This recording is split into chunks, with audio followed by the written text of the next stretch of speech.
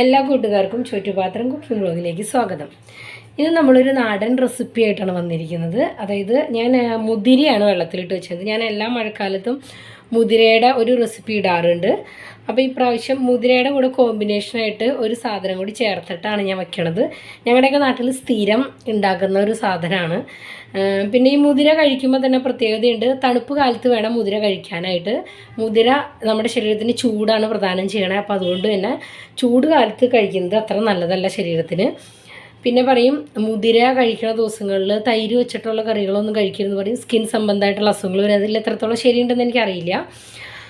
അപ്പോൾ ഈ മുതിരയാണ് ഇന്ന് നമ്മുടെ താരം. അപ്പോൾ മുതിര വെച്ചിട്ട് മുതിരയും കപ്പയും ചേർത്തിട്ടൊരു ഒലത്ത്, ഞങ്ങളുടെ നാട്ടിൽ ഒലത്ത് എന്നാണ് പറയുക, അതാണ് ചെയ്യാൻ പോണത്.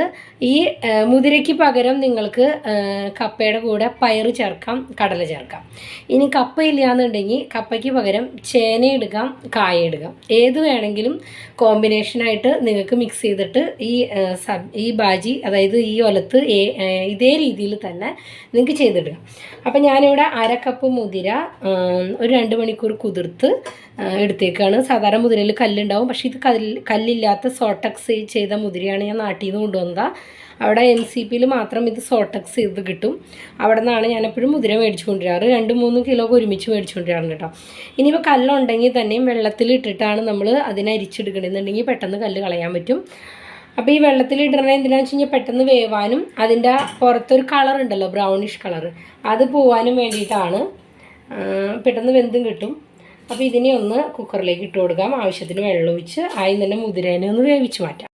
അപ്പോൾ ഞാൻ മുതിര വേവിച്ച് മാറ്റി വെച്ചിട്ടുണ്ട്. മുതിരയിൽ കുറച്ച് വെള്ളമുണ്ട്. നമുക്ക് എന്താ പറയുക, മെഴുക്കുവരട്ടി ഉണ്ടാക്കുമ്പോൾ, ഒലത്ത് ഉണ്ടാക്കുമ്പോൾ വറ്റിച്ചെടുക്കാം കേട്ടോ.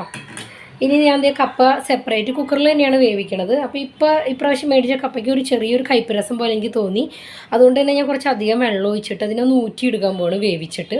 അല്ലാന്നുണ്ടെങ്കിൽ ഇപ്പോൾ ഇതിന് മുന്നേ ഞാൻ കപ്പയുടെ റെസിപ്പി ഇട്ടിട്ടുണ്ടായിരുന്നു. അപ്പോൾ അതിനകത്ത് ആ കപ്പയ്ക്ക് കുഴപ്പമുണ്ടായിരുന്നില്ല. ഇതിലിപ്പോൾ എനിക്ക് കടിച്ച് നോക്കിയപ്പോൾ ഒരു ചെറിയ കയ്പ്പരസം പോലെ തോന്നുന്നുണ്ടായിരുന്നു. അപ്പോൾ ഇതിനെ ഒന്ന് വേവിച്ചിട്ട് ആ വെള്ളം കൂടി ഊറ്റി കളഞ്ഞാൽ മതി. അപ്പോൾ അതിൻ്റെ കൂടുതലായിട്ടുള്ള സ്റ്റാർച്ച് അങ്ങോട്ട് പൊക്കോളും. അപ്പോൾ അതാ കപ്പയിലേക്ക് കുറച്ച് മഞ്ഞൾപ്പൊടിയും കുറച്ച് ഉപ്പും ഇട്ടിട്ട് ഞാൻ വേവിച്ചെടുക്കാൻ പോകണം. അപ്പോൾ ഇതാ കപ്പ വേവിച്ചിട്ട് അതിൻ്റെ വെള്ളമൊക്കെ ഊറ്റി വെച്ചിട്ടുണ്ട്. ഒരു 3 വിസിൽ വെക്കേണ്ട വന്നുള്ളൂ കേട്ടോ. അപ്പോൾ തന്നെ നന്നായിട്ട് ആവശ്യത്തിന് വെന്ത് കിട്ടിയിട്ടുണ്ട്. ഇനി നമുക്ക് കുറച്ച് വെളിച്ചെണ്ണ ചൂടാക്കാം. അതിലേക്ക് ഞാനൊരു 10 ചുമന്നുള്ളിയും പിന്നെ ഒരു ഒനിയനാണ് എടുത്തിരിക്കുന്നത്. ചുമന്നുള്ളി തന്നെയായിട്ട് ചേർക്കുന്നതായിരിക്കും കുറച്ചുകൂടി ടേസ്റ്റ് കൂടുതൽ. ഞാൻ രണ്ടും കൂടി മിക്സ് ചെയ്തിട്ടാണ് എടുക്കാറ്. അപ്പോൾ അതിനെ ചതച്ച് വെച്ചിട്ടുണ്ട്. പിന്നെ ഒരു 8 അല്ലി വെളുത്തുള്ളിയുടെ അളവ് കൂട്ടുകയും കുറയ്ക്കുകയും ചെയ്തോളൂ. ഇത് വലിയ 8 അല്ലിയാണ് എടുത്തത്. അതിൻ്റെ കൂടെ ഒരു ചെറിയ പീസ് ഇഞ്ചി ഇട്ടിട്ടുണ്ട്. ഞാൻ കപ്പ അങ്ങനെയുള്ള സാധനങ്ങൾ ചെയ്യുമ്പോൾ എപ്പോഴും ഒരു കഷ്ണം ഇഞ്ചി ചേർക്കാറുണ്ട്. പിന്നെ കുറച്ച് കറിവേപ്പില. അപ്പോൾ എണ്ണ ചൂടായിട്ട് വരുമ്പോൾ കുറച്ച് കടുക് ഇട്ട് കൊടുക്കാം. കടുകൊന്ന് പൊട്ടി കഴിയുമ്പോൾ ഇത് ചേർത്ത് നല്ലോണം നല്ല ബ്രൗൺ കളറിൽ വഴറ്റിയെടുക്കണം. പിന്നെ നമ്മളിതിന് എരിവിന് വേണ്ടിയിട്ട് ഇടിച്ച മുളകാണ് ചേർത്ത് കൊടുക്കുന്നത്. ഉള്ളിയും വെളുത്തുള്ളിയൊക്കെ നന്നായിട്ട് മൂത്ത് വരുമ്പോൾ അതിനകത്തേക്ക് കുറച്ച് മഞ്ഞൾപ്പൊടി ചേർത്താൽ മതി. നമ്മൾ ഓൾറെഡി കപ്പയിൽ മഞ്ഞൾപ്പൊടി ഞാൻ ഇട്ടിട്ടുണ്ട്. ഇനി ഇടിച്ച മുളക് എരിവനുസരിച്ചിട്ട് ചേർത്ത് കൊടുത്തോളൂ. ഞാനിവിടെ ഒരു 4 ടീസ്പൂണാണ് ചേർത്ത് കൊടുക്കണത്. ചെറിയ ടീസ്പൂണിൻ്റെ ഇതുപോലെ ചെറിയ ടീസ്പൂണിൽ 4 ചേർത്ത് കൊടുക്കണേ.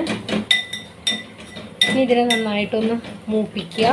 എന്നിട്ട് നമ്മൾ വേവിച്ച് വെച്ചേക്കണ മുതിരയാണ് ഞാൻ ആദ്യം ചേർത്ത് കൊടുക്കണം. കാരണം മുതിരയിൽ വെള്ളമുണ്ട്. അപ്പോൾ ആ വെള്ളമൊന്ന് വറ്റി കഴിഞ്ഞിട്ട് നമുക്ക് കപ്പ ഇട്ട് കൊടുക്കാം. ആ മുതിര ചേർത്തിട്ട് അതിനകത്ത് വെള്ളമൊന്ന് വറ്റണം. മുതിര ഇങ്ങനെ ഇതുപോലെ ഈ രീതിയിൽ ഞങ്ങൾ കഞ്ഞിക്ക് വേണ്ടിയിട്ട് ഉണ്ടാക്കാറുണ്ട് കേട്ടോ. ഇത് നല്ല ടേസ്റ്റാണ്. നല്ല വെളുത്തുള്ളിയുടെയും ഉള്ളിയുടെയൊക്കെ ഒരു ടേസ്റ്റും. പിന്നെ മുതിര ഇതേപോലെ വേവിച്ചിട്ട് ചേർത്ത് കൊടുക്കാം. ഈ വെള്ളമൊന്ന് വറ്റി വരുമ്പോൾ അതിനകത്ത് കപ്പ ചേർത്ത് കൊടുക്കാം. ഞാൻ ഈ കപ്പേനെ ഒരുമിച്ചിട്ട് വേവിക്കാൻ ഞാൻ എന്താണെന്ന് വെച്ച് കഴിഞ്ഞാൽ ഈ മുതിരയിലെ വെള്ളം കയറിയിട്ട് കപ്പയിലോട്ട് പിടിച്ചിട്ട് കപ്പയുടെ കളർ ബ്രൗണിഷ് കളറായി പോകും. നമുക്ക് കാണാനൊരു ഭംഗി ഉണ്ടാവില്ല. അപ്പോൾ സെപ്പറേറ്റ് വേവിക്കുമ്പോൾ ആ പ്രശ്നം ഉണ്ടാവില്ല. ഇനി ഈ മുതിരയിലേക്ക് ആവശ്യത്തിന് കുറച്ച് ഉപ്പിട്ട് കൊടുക്കണം. കാരണം കപ്പയിൽ ഓൾറെഡി ഉപ്പിട്ടിട്ടുണ്ട്. അതെന്തായാലും അതിനകത്ത് പിടിച്ചിട്ടുണ്ടാവും. അപ്പോൾ നമുക്ക് മുതിരയ്ക്ക് മാത്രം ഉപ്പിട്ട് കൊടുക്കാം. ഇത് നന്നായിട്ടൊന്ന് വെള്ളമൊക്കെ വറ്റി വരട്ടെ.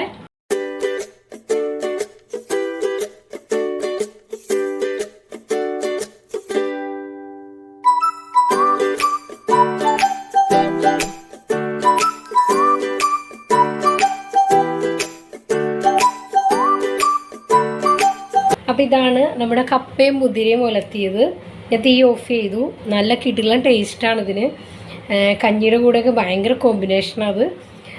വേറൊരു ഇത്തിരി ചമ്മന്തി, മാങ്ങ ചമ്മന്തിയോ അല്ലെങ്കിൽ ചെമ്മീൻ പൊടിച്ചതൊക്കെ ഉണ്ടെങ്കിൽ കഞ്ഞി കുടിക്കാൻ ഭയങ്കര ടേസ്റ്റാണ്. എല്ലാവരും ഒന്ന് ട്രൈ ചെയ്ത് നോക്കിക്കോളൂ.